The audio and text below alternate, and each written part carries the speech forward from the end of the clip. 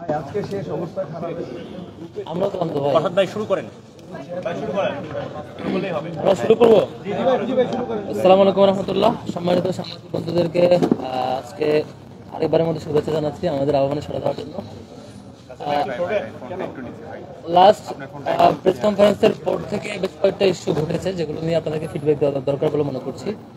আপনারা খেয়াল করেছেন যে শিক্ষার্থী রিড করেছে সেই শিক্ষার্থীকে কেন্দ্র করে আরেকজন শিক্ষার্থী খুবই বাজে ভাষায়, খুবই অশ্রাব্য ভাষায় তার রিয়েকশন দেখিয়েছে।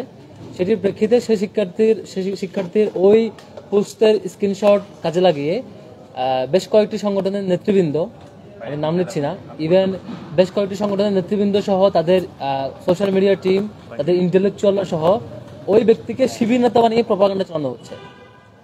আমাদের দিক থেকে আমরা বাংলাদেশের পরপরই ক্লিয়ার করেছি যে ওই ব্যক্তি আমাদের সাথে কোনোভাবে সংশ্লিষ্ট না, বরং তাকে আইনি অ্যাকশন নেওয়ার জন্য আমরা সাথে বিশ্ববিদ্যালয় প্রশাসনকে ফোন দিয়েছি। বলেছি যে একজন নারী শিক্ষার্থীর প্রতি যে ধরনের বাজে ভাষায় বাজে অ্যাপ্রোচ করেছে, এটিকে বিশ্ববিদ্যালয় প্রশাসনকে অবশ্যই তার বিরুদ্ধে অ্যাকশন নিতে হবে। আমরা ওভার ফোনের সাথে সাথে ইউনিভার্সিটি প্রশাসনকে জানিয়েছি এবং আমরাও আমাদের স্ট্যান্ড সোশ্যাল মিডিয়ায় ক্লিয়ার করেছি। এরপর আপনারা এমনকি দেখে থাকবেন বিএনপিপন্থী অন্যতম একজন অ্যাক্টিভিস্ট ফাহাম আব্দুল সালাম, তিনি পর্যন্ত একজন সুবিবেচক আমি মনে করেছিলাম, তাকে অন্তত ক্রস চেক দিয়ে তথ্য বাইরে বলেন বলে মনে করেছিলাম, তিনি পর্যন্ত সেটিকে ইস্যু করে শিবির নেতা কোদান করে উল্লেখ করেছেন। অর্থাৎ যিনি ক্রাইম করেছেন, অপরাধ করেছেন, তাকে শিবির নেতা বানানোর চেষ্টা করা হচ্ছে। অথচ আমরা এই ঘটনা আমাদের দৃষ্টিগোচর হওয়ার পরেই ইউনিভার্সিটি প্রশাসনকে আমরা ফোন দিয়ে বলেছি তার বিরুদ্ধে দ্রুত ব্যবস্থা নেন। তো এরকম অব্যাহতভাবে নারীর বিরুদ্ধে স্ল্যাট শেমিং এবং নারী শিক্ষার্থীদের বিরুদ্ধে বাজে ভাষায় যেই কালচার গড়ে উঠেছে, বাজে কালচার, সেটির বিরুদ্ধে আমাদের যুদ্ধ, আমাদের লড়াই, এই লড়াইটা সমন্বিতভাবে হওয়া দরকার ছিল। আমরা সেই লড়াইয়ে বারবার আহ্বান করেছি নারী শিক্ষার্থীদের অধিকার, নারী শিক্ষার্থীদের নিরাপত্তা নিশ্চিত আমাদের সামগ্রিক কাজ থাকবে। তো ঠিক একইভাবে আমাদের ছাত্র শিবিরের জায়গা থেকে আমরা আগেও বলেছিলাম যে আমাদের আলাদা একটা লিগ্যাল টিম আছে, লিগ্যাল আইনি লড়াইগুলো দেখভাল করেন। কোনো ঢাকা বিশ্ববিদ্যালয়ের কোনো শিক্ষার্থী কোনো ধরনের এরকম পরিস্থিতির সম্মুখীন হলে তাকে আইনি সহযোগিতা দেওয়ার জন্য আমাদের সেই টিমটা আগে থেকে প্রস্তুত ছিল এবং সেটি নিয়ে আমরা ইতিপূর্বে নানা উদ্যোগও নিয়েছি। তো এরকম নানা ব্যবস্থাপনা থাকা সত্ত্বেও আজকের এই স্পেসিফিক ঘটনা মাগরিবের পর থেকে সংঘবদ্ধ সিন্ডিকেটেড প্রচারণার মধ্য দিয়ে আমাদের বিরুদ্ধে প্রচারণা চালানো হয়েছে এবং সেটির অবস্থান ক্লিয়ার করার জন্য আমরা এটা আমাদের অভিযোগপত্র প্রক্টর স্যার বরাবর আমরা একটা আবেদন দিচ্ছি, একটু পরে দিব, প্রেস কনফারেন্সের পরে স্যারের সাথে কথা হয়েছে, আমরা দিব। সেটি হচ্ছে তার মধ্যে তিনটি ব্যাপার। এক নম্বর ব্যাপার হচ্ছে আজকে যে শিক্ষার্থী আমার ব্যাপারে যিনি রিড করেছেন, সে শিক্ষার্থীকে আরেকজন শিক্ষার্থী যিনি বাজে ভাষায় প্রতিক্রিয়া জানিয়েছেন তার বিরুদ্ধে যাতে দ্রুত সময়ের মধ্যে ব্যবস্থা নেয়। যেহেতু নারী শিক্ষার্থীদের প্রতি, কোনো নারী জাতির কোনো সদস্যের প্রতি, নারী শিক্ষার্থীদের প্রতি কেউ অন্যায় অ্যাপ্রোচে, অনৈতিক অ্যাপ্রোচে, বাজে অ্যাপ্রোচে কোনো কথা বললে কিংবা সে অ্যাপ্রোচে কার্যক্রম পরিচালনা করে, সেটির বিরুদ্ধে আমাদের অ্যাকশন থাকবে। সেই জায়গা থেকে তাকে আইনের আওতায় নিয়ে এসে ব্যবস্থা নেওয়ার জন্য আমাদের অভিযোগপত্র। আরেকটি হচ্ছে আমাদের চারুকলা অনুষদে আমাদের প্রচারণা মেটেরিয়ালসকে ভাঙার পরে আমাদের নারী শিক্ষার্থীদেরকে যেভাবে বাজে অ্যাপ্রোচে করা হয়েছে সেটিও এই অভিযোগ আওতায় এনেছি। একই সাথে গত কয়েকদিন ধরে আমাদের আরেকজন নারী শিক্ষার্থী, আমাদের প্যানেলের অন্যতম সম্পাদক পদপ্রার্থী জুমা, ফাতিমা তাসনিম জুমা, তাকে এখন পর্যন্ত প্রতিদিন খুবই বাজে ভাষায়, খুবই খারাপ ভাষায়, অশ্রাব্য ভাষায় তাকে স্ল্যাট শেমিং করা হচ্ছে এবং তাকে থ্রেট দেওয়া হচ্ছে, তাকে ইনবক্সে থ্রেট দেওয়া হচ্ছে। কালকেও শতাধিক আইডি দেখে তার ফেসকে অন্য ভিডিও এবং অডিওতে, ছবিতে লাগিয়ে, অন্য ছবি এবং ভিডিওতে লাগিয়ে অ্যাড করে তার বিরুদ্ধে অশ্লীল কন্টেন্ট প্রচার করা হচ্ছে এবং তাকে এক প্রকার রীতিমতো বাজে হুমকি দেওয়া হচ্ছে।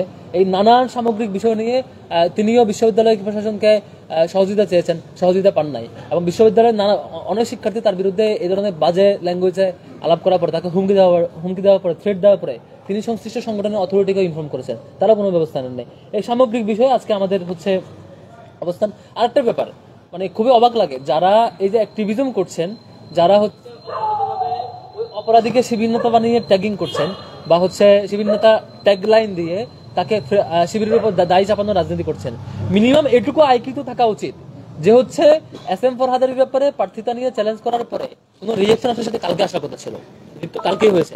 ছাত্র শিবিরের যা কিছু ফিডব্যাক কালকে আমার ব্যাপারে যখন রিড হয়েছে তখনই ফিডব্যাক আসছে, আমি বরং ওয়েলকাম করেছি, শুভেচ্ছা জানিয়েছি, তখনই ফিডব্যাক আসার কথা ছিল। আজকে ওই শিক্ষার্থীর যে ফিডব্যাক, বাজে ফিডব্যাক, সেটি কখন আসছে? ডাকসু বন্ধ হওয়ার এই সংক্রান্ত স্থগিত কেন্দ্রিক ফিডব্যাক। তার মানে শিবির হওয়ার তো কথা না।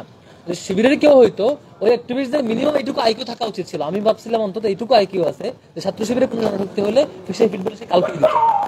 এইটুকু মিনিমাম সেন্স যদি অ্যাক্টিভিস্টদের না থাকে, আমাদের অন্যান্য প্রতিযোগীদের না থাকে, খুবই দুঃখজনক। আমরা তীব্র খুব এবং নিন্দা জানাচ্ছি যারা হচ্ছে আমাদের ব্যাপারে এই ধরনের বাজে ফ্রেমিং করছেন। আমাদের অবস্থান জানার পর আজকে আমরা এখন সেই নারী শিক্ষার্থী যিনি রিড করেছেন তাকে উদ্দেশ্য করে যিনি স্লাইড শেমিং বাজে ল্যাঙ্গুয়েজে হুমকি দিয়েছেন, সেই জহু হলের 21-22 শিক্ষার্থীর 20-21 সেশনের শিক্ষার্থী আলী হোসেন, তাকে আইনের আওতায় নিয়ে এসে যথাযথ ব্যবস্থা নেওয়ার জন্য আমরা অভিযোগ দায়ের করব।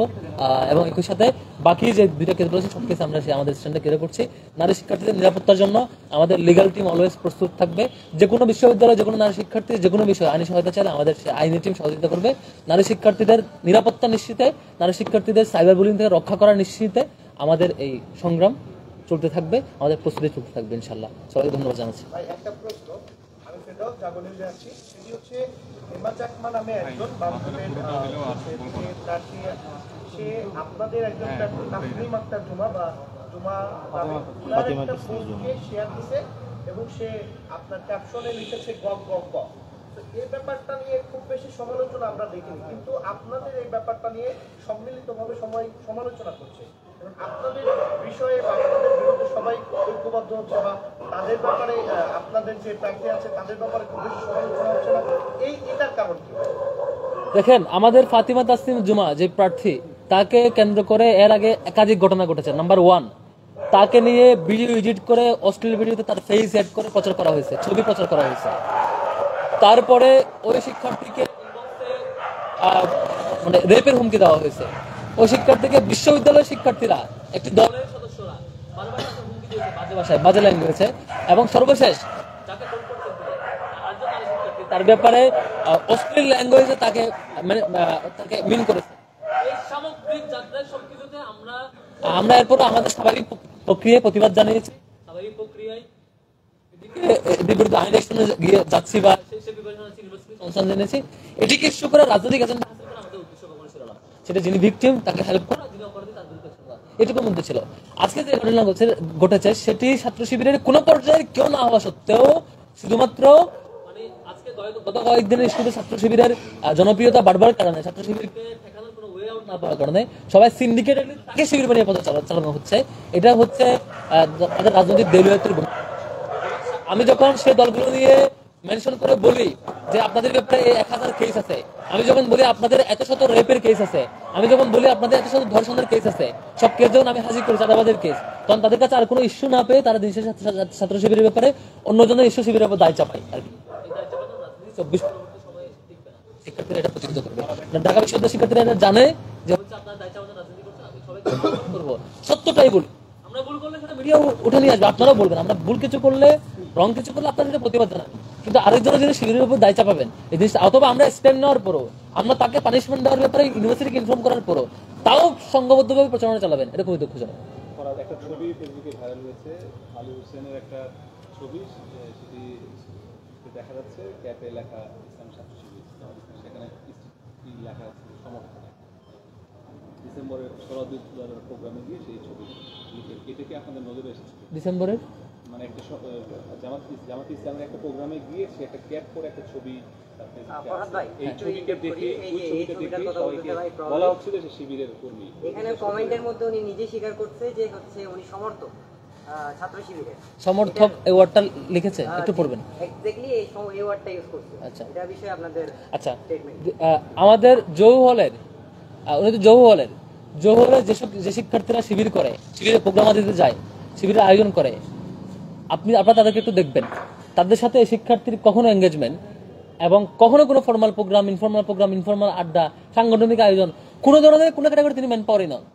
আমি মাগরিবের পরে যখন আমি অ্যাকশন নেই এবং ইউনিভার্সিটিকে জানাই তার বিরুদ্ধে অ্যাকশন নেন, ব্যবস্থা নেন, এবং আমরা শক্ত ভাষায় যখন বলি, এরপরও এটা এইভাবে তো ইয়ে করার সুযোগ। আর আমরা যেমন ধরেন ছবি নিয়ে অনেক আলাপ, আমি এখন room to room, door to door যাচ্ছি। আজকে যেমন বিজয় 71 হলের প্রায় সবগুলো রুমে যাচ্ছি, প্রায় রুমে অনেক রুমে শিক্ষার্থী আমার সাথে ছবি তুলছেন, যারা তো সবাইকে শিবিরের।